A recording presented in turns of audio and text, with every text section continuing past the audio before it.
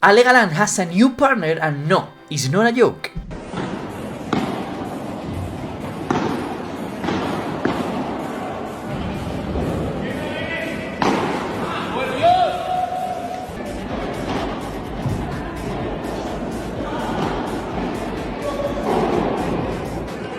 After 3 consecutive seasons with Juan Lebrón, Ale will change to play with Jon Sanz. Why has Ale decided to play with Jon? How long will they play together? What are the strengths and weaknesses of this new couple? Hello to all players, I'm Pablo and I welcome you to a new 4Set. First of all, we need to understand how we get to this situation. December 2022, Juan Lebrón and Ale Galán are for the 3rd consecutive year the #1 couple in the world. A few days before, Juan Lebrón presented his new racket to play with in 2023, and pay attention to this detail because it can be key. No doubt that Galán and Lebrón were the players who played more matches in 2022. They won 14 tournaments in total, and that means playing so many weeks till Sunday. In fact, they only missed the tournament in Mexico because of Galán's knee problems. Those problems didn't go away and Galán was not able to train properly during the preseason. However, they were able to participate in the first tournament of the 2023 season in Abu Dhabi without problems.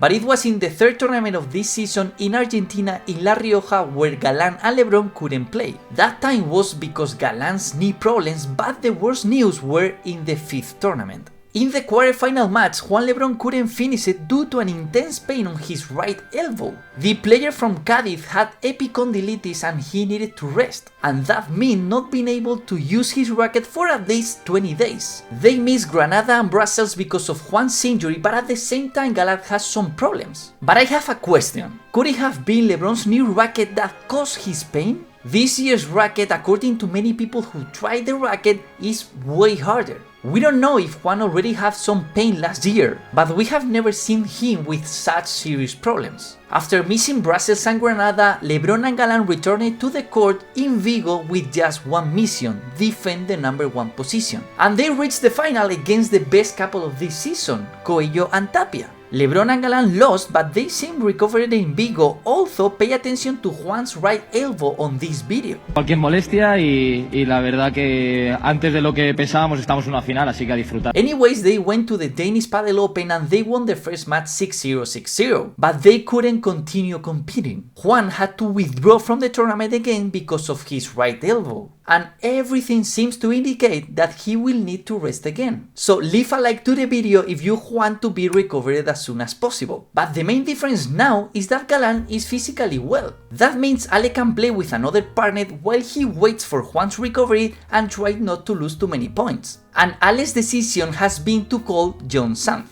But how did Jon get into this situation? Let's go back a little further with Jon Sanz. Jon decided to bet more on padel in 2021 when he moved away from his family to Madrid. And here one of the best teachers in history of padel called him Miguelito Lamperti. Perhaps they didn't have as good results as Lamperti had before with Coello, but Jon Sanz was already in the lead. They reached Jon's first semifinals and showed to the world the great level of padel that Jon has. However, for 2023 season, Campagnolo decided to play with Maxi Sanchez and Jon Sanz was forced to call Javi Leal. But the results and the feelings on court were not the best, so they decided to separate. And here is where the best part of the story begins. Javi Garrido and Jon Sanz joined forces after knowing each other for many years but never having played together, because of Paco's decision to play again on the left side of the court. It is interesting to see how each domino moves and ends up affecting the rest of the pieces. If you want more content about the best players in the world, please don't forget to subscribe to the channel. The new couple Javi Garrido and Jon Sanz signed from the very first moment. They managed to reach 1 semifinal and 3 quarterfinals in 4 tournaments in total. But suddenly, Jon had the opportunity that he was looking for, playing with his crush, Coqui Nieto. So Jon decided to play with Coqui starting in Vienna, but he received an unexpected call, a call from a #1. So Jon was practically forced to say yes to Ale Galán and postpone the project with Coqui Nieto. So what are the strengths of this new couple, Ale Galán and Jon Sanz? One of the most important for me is Galán's freedom. We have already seen in the past that couples that don't have pressure sign above others. Paquito and Dineno were clear examples of once they announced their separation, they signed in their last tournament together. How will Ale play without Juan? For me, without pressure and eager to show his level. But not only Ale will have more freedom, but also an extra motivation to defend the number 1 position on court. Ale Galán and Jon Sanz have nothing to lose and everything to gain, so that could be super dangerous for their opponents. Another strong point, especially for Jon, is to start as number 4 in the ranking. Jon has never been in this situation before and will be able to avoid the best pairs until the quarterfinals. Also remember that this is the 3rd time for Ale playing with a lefty. He already did it when he started to sign with Juan and back in 2019 with Pablo Lima. In fact, in the second part of the 2019 with Pablo Lima, he got better results than Lebrón and Paquito, who finished number 1s. But what would you say are the weak points of this new couple? First of all, if Ale can have more freedom in this adventure,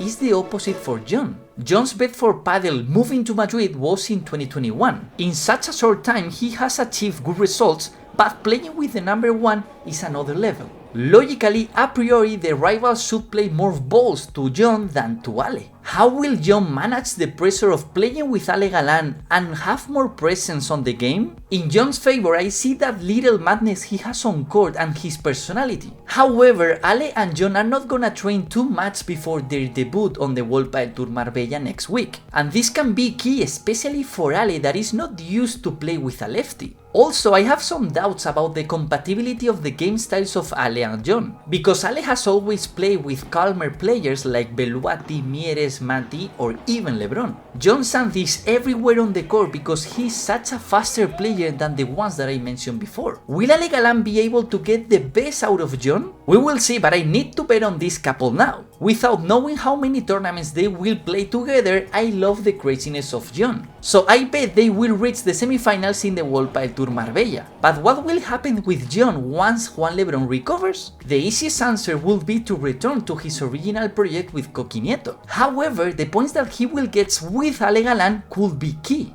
As of today, Jon Sanz is 23rd on the ranking with 3,315 points. If Jon gets many points, he can be a very interesting player to provoke a break of any top couple. What do you think will happen with Ale and Jon? Will they manage to win a tournament? Thank you very much for watching the video and see you in the next one. Ciao!